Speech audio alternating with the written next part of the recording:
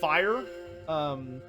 Adioth wants to fight his father, and him and his father do battle, and Adioth is losing and he's going to be killed, but Lilith saves him because Lilith believes that Adioth needs to be kept alive so that he can serve other purposes, for, you know, future stuff, because she's the goddess of prophecy, and is always worried about future nonsense.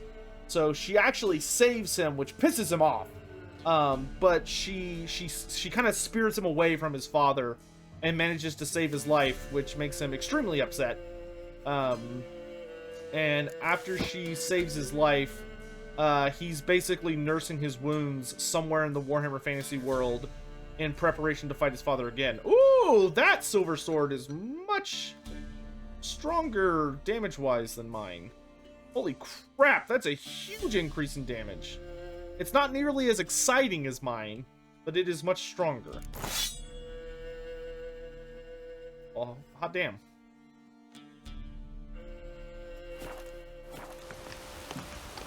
Okay. So that's cool. So let's go get the rest of these diagrams.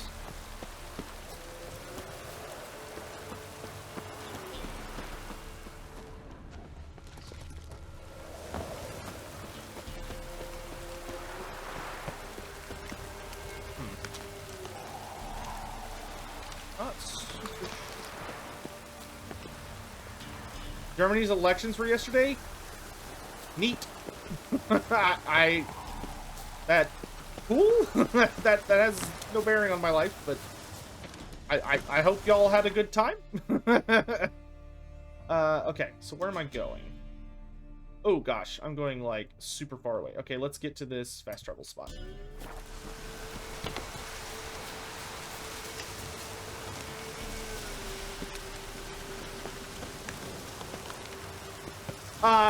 Oh gosh.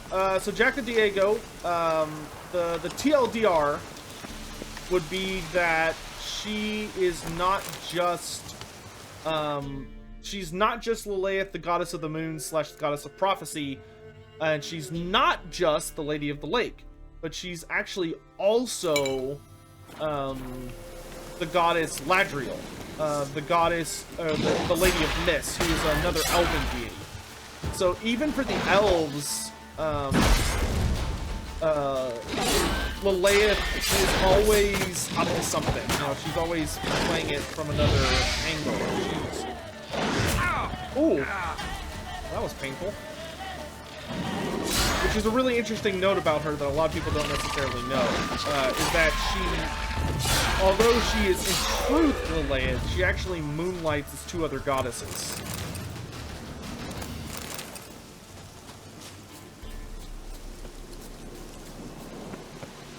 Anything on Elspeth von Draken, the Elector Count of Nuln? Well, Elspeth is not actually the Elector Count.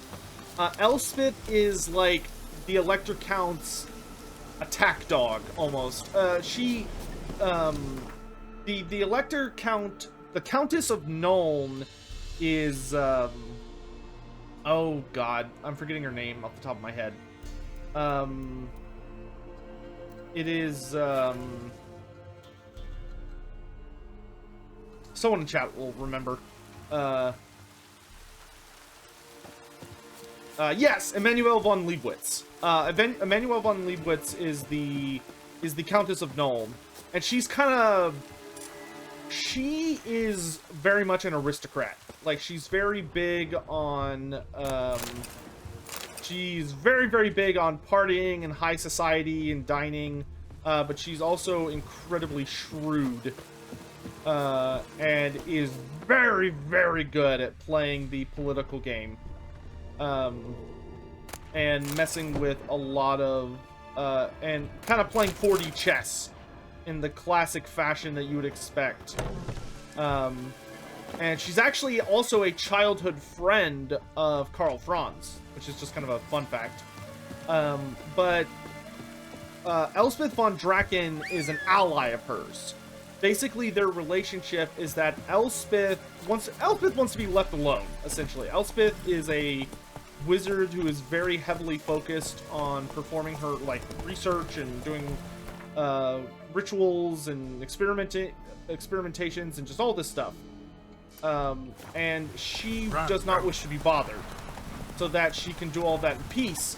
But being a really, really powerful wizard means that a lot of people are very interested in what she's always up to. Some people want to have her killed, like the witch hunters of many of the religious cults. Some people are just worried that she can't be trusted, like the colleges of magic. Balthazar Gelt keeps an eye on Elspeth, but he does not think that she's a threat. He thinks that ultimately she's on their side. Like, she's interested and invested in protecting the Empire, not in doing horrible nonsense. But, like, some people have accused her of being a necromancer. Some people have accused her of being just, like, a threat to the Empire's authority and stuff like that. So, yeah, she's technically the Elector Count of Wizardland, yes. But, Nuln is the seat of her power.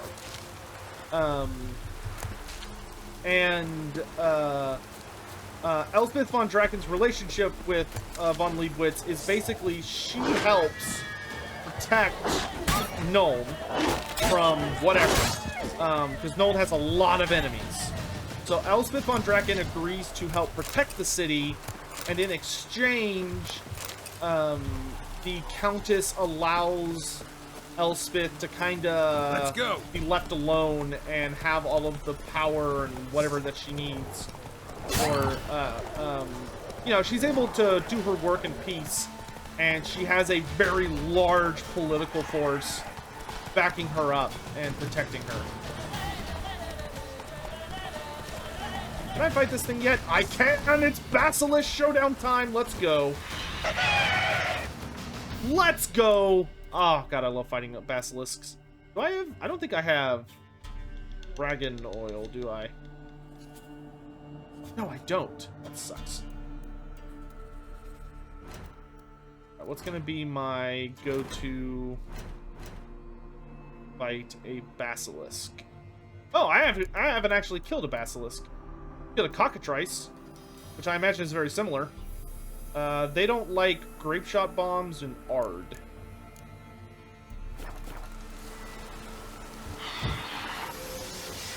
Did Karl Franz's family die in the Siege of Altdorf? Presumably, but you're also... Games Workshop did not really do a good job of giving a damn about Karl Franz's family. Until very recently. Which is actually something I'm going to be talking about soon. Oh god. Oh god.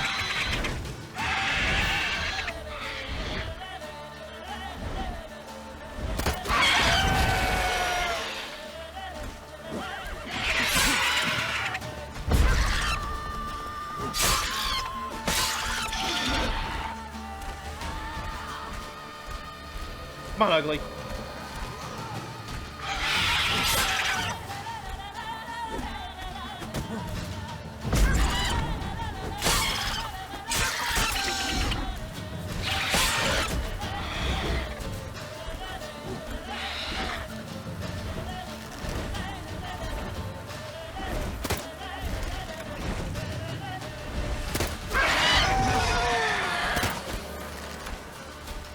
Was Karl Franz a good father? He did his best. He did his best.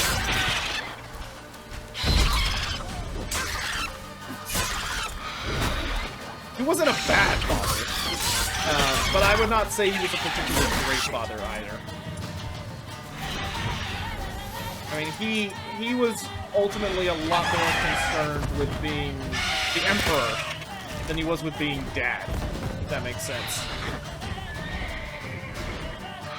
But I'll actually be talking about that in the near future. There's been a lot of lore added to Karl Franz, thanks to the RPG series, and it's not done yet. God damn it.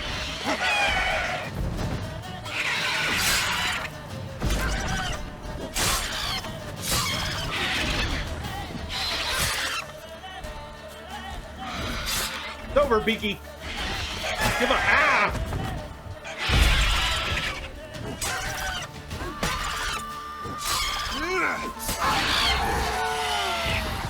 Whew. Dead Dargan.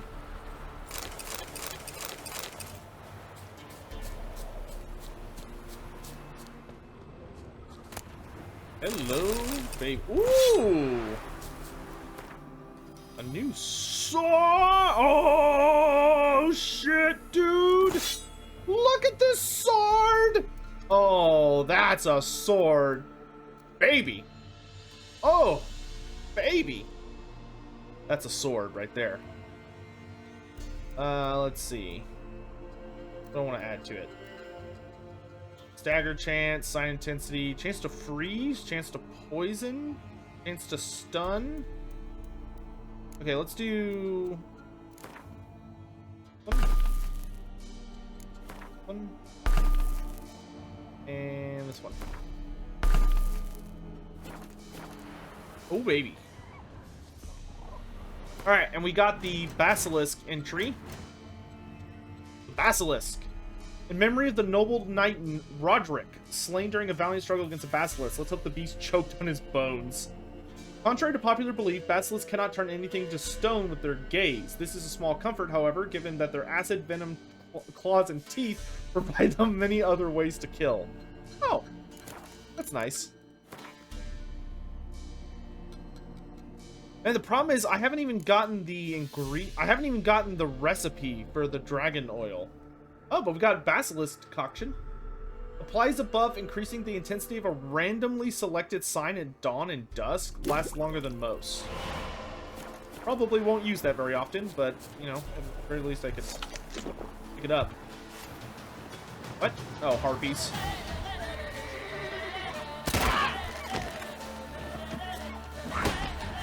Bro, take out your sword. What are you doing? Pull out your sword! Oh my god.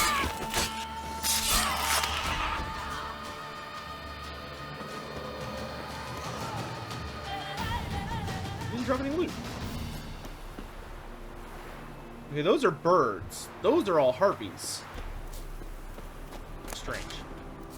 Alright. Wait, no, Roach, come back! Get out of here. Faster. We gotta get to the shoreline. Go.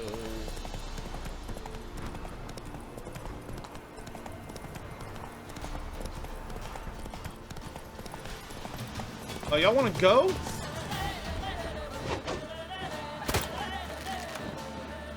Harpies are first.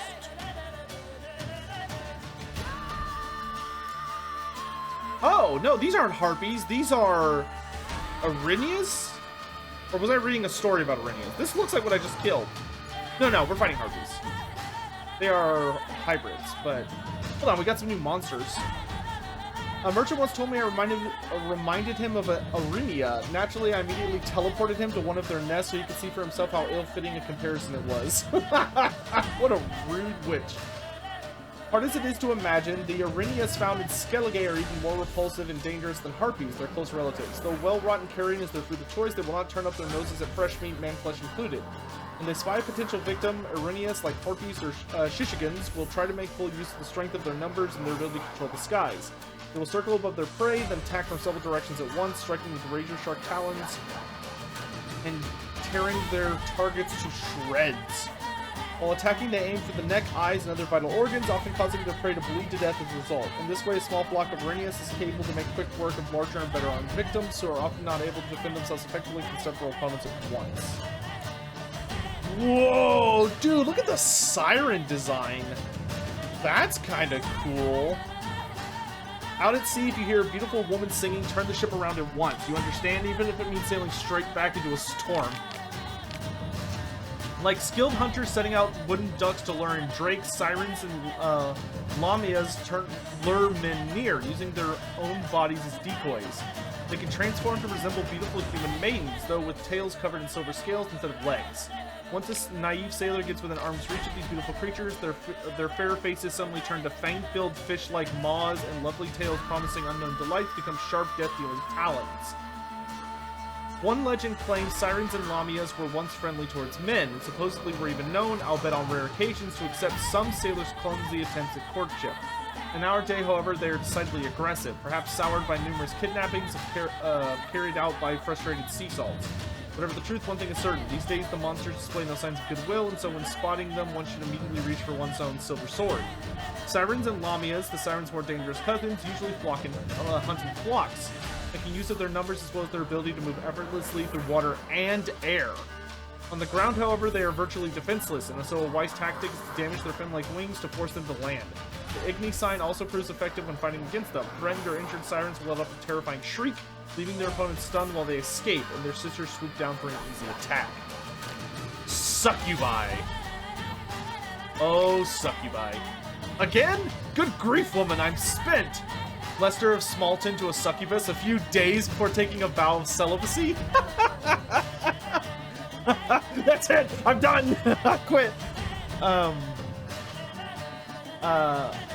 Unlike other monsters, succubi and medads feel no desire to kill, do not crave human blood, and usually do not in fact mean any harm at all. They are motivated by one thing and one thing only, an insatiable lust. They try in vain to slake this by engaging in sexual acts with any other humanoid species they encounter. While it must be admitted that their victims rarely put up much resistance, this does not mean succubi and medads do not present any danger. Their never-ending advances, though pleasurable at first, have pushed more than one man to madness or even death. Succubi and medads can usually be found near human settlements, including small villages and populous cities. They prowl at night, though when stricken by serious need, they will leave their lairs during the day as well. They shower their affections on men as well as women, the young as well as the old, the ugly as well as the beautiful. Some of them are particularly fond of pastors and other holy men, whose seduction they treat as a sort of game. The succubi are peaceful by nature. When forced to fight, they will defend themselves fiercely. One should thus not be fooled by their fair appearance. Under the velvety skin of their arms lie muscles of iron, and a blow delivered with their rear goat-like legs or the thick horns from their head can easily crush bone. Interesting. Okay, we got a couple things here. In my opinion, what is a must-reading before reading the end times? Everything? I don't know, that's probably not helpful. I mean, I would read Gotrek and Felix. I would read just kind of all of the Omnibuy that they have out, like Thankful and Bone Ripper, Tyrion and Teclis, Champions of Chaos, The Rise of Nagash. Well, you could probably skip The Rise of Nagash, actually. The Von Karstein trilogy, Vampire Wars, the Witch Hunter trilogy, Undeath Ascendant, Knights of the Empire, Brunner the Bounty Hunter, Malice Darkblade, The Legend of Sigmar, the Sundering trilogy, which may be referred to, I think it's still called the Sundering trilogy, the Knights of Bretonnia trilogy, the Empire trilogy, the Dwarf trilogy, the Swords of the Emperor trilogy, the Blackhearts omnibus. Just like like it's the end times is when everything kind of comes together into a big finale, so you want to do everything before that. What about Elspeth's Carmine Dragon and Theodore Bruckner?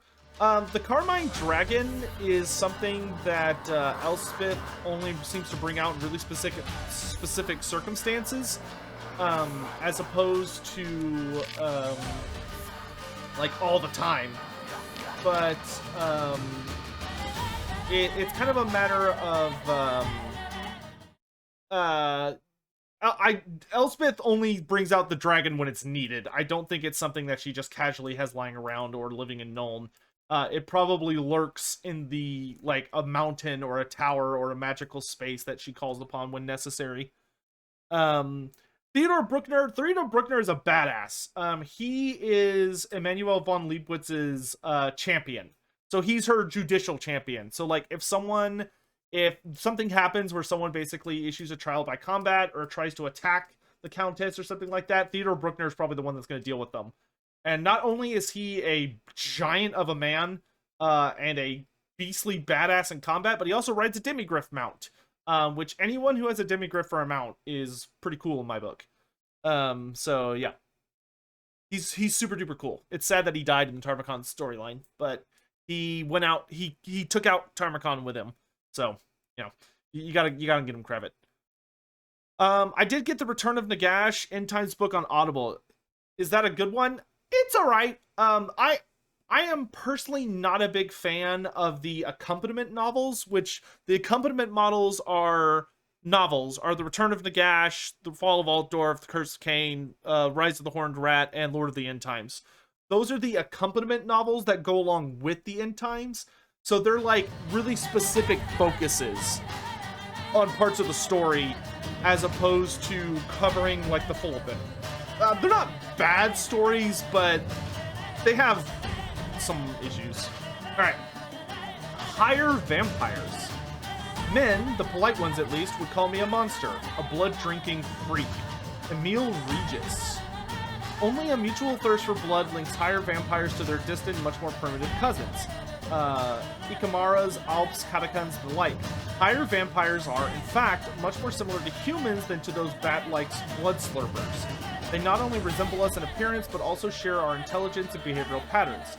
This means they do not squat in distant forests or hide in the shadows. On the contrary, they're particularly fond of cities, where they live out deceivingly normal lives. Even witchers are not capable of recognizing them at once, for the medallions remain perfectly motionless in the presence of higher vampires. Yet all of these similarities should not blind us to an essential difference. Unlike men, higher vampires are immortal. Those who have faced them in combat and survived can be counted on one hand. It is a witcher's good fortune that higher vampires are extremely rare, and not all are dangerous to humans. Though they do have a taste for blood, they do not need to drink it to survive. Some higher vampires have renounced feeding on humans altogether and do no harm to anyone, but others give in to their desires.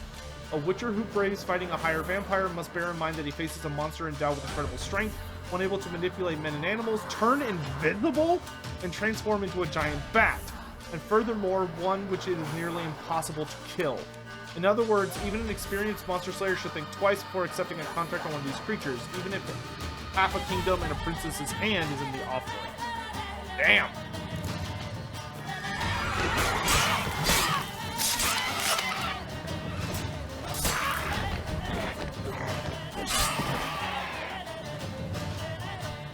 Shit.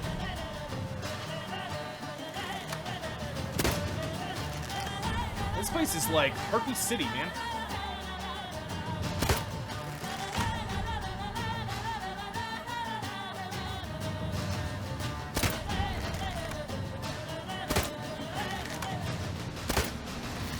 You done?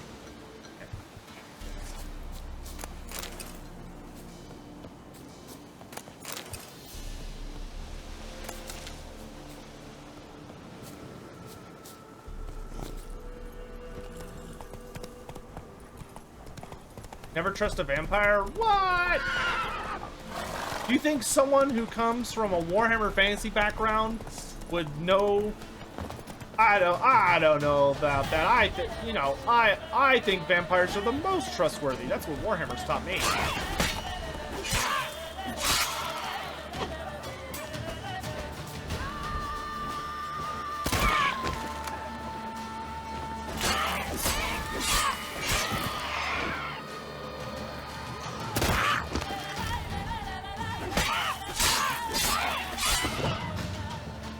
Anybody else? There are a lot of harpies around here.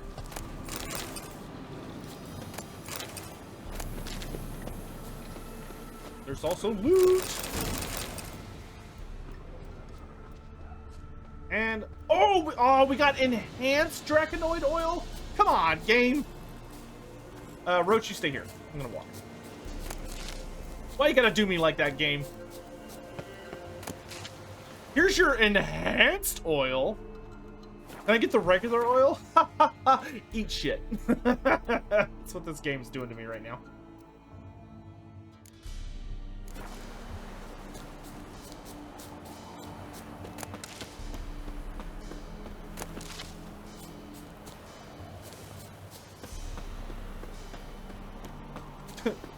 You want a handout? Oh, look at the peasant.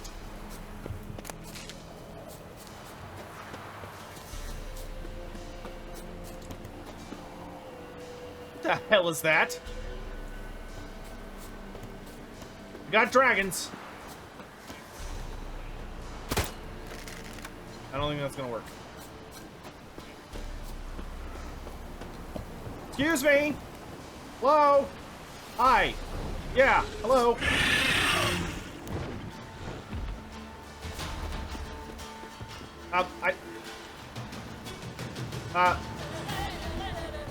Excuse me.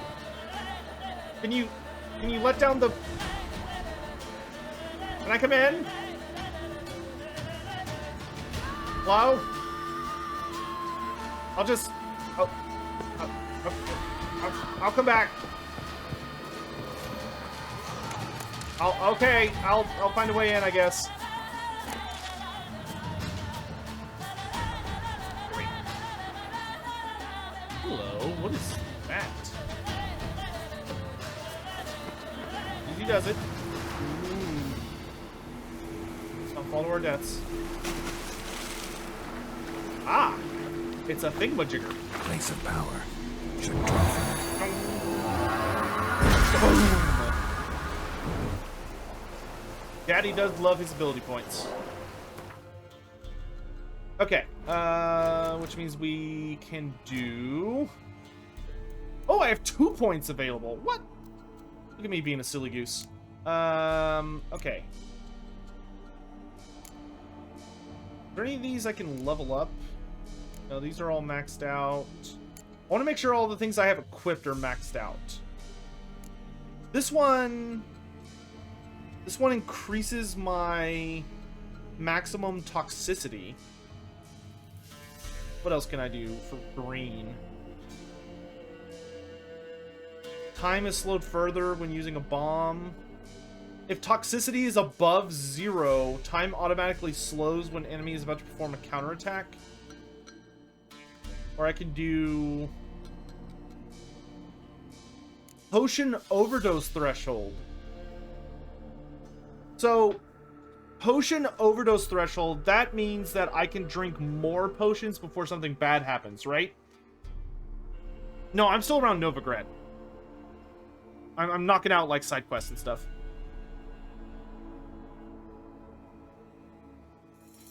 So heightened tolerance means I can drink more potions without downsides, correct?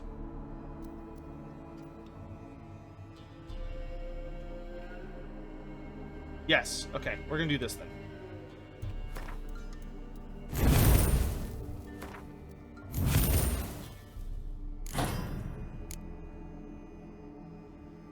Greater green? Oh, I've got a greater green. Woo! Plus 450. Damn! That's my werewolf mutagen. 5%. 5%. Okay. Woo! Is Karl Franz a friend of Gelt? Calling them friends might be a little bit of a stretch. Gelt has a lot of respect for Franz. Like, and they understand that they rely very heavily on one another. Are those drowners or angry fish? Oh, nope, they're drowners. Oh, I don't like this at all. The entrance is below? Oh, no. I don't think I can find underwater.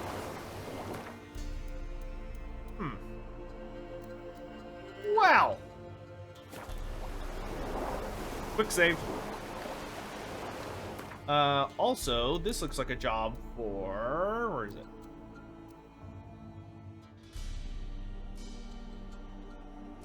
Here we go. You can use your crossbow? Oh, okay. Well, that's good at least. Alright, this buffs my underwater capabilities.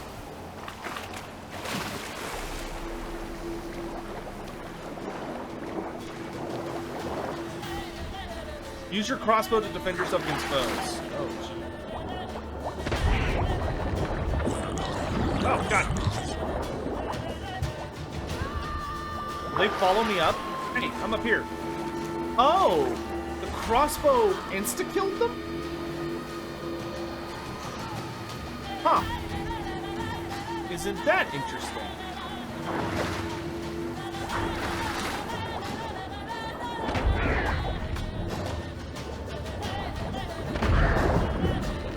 Not today.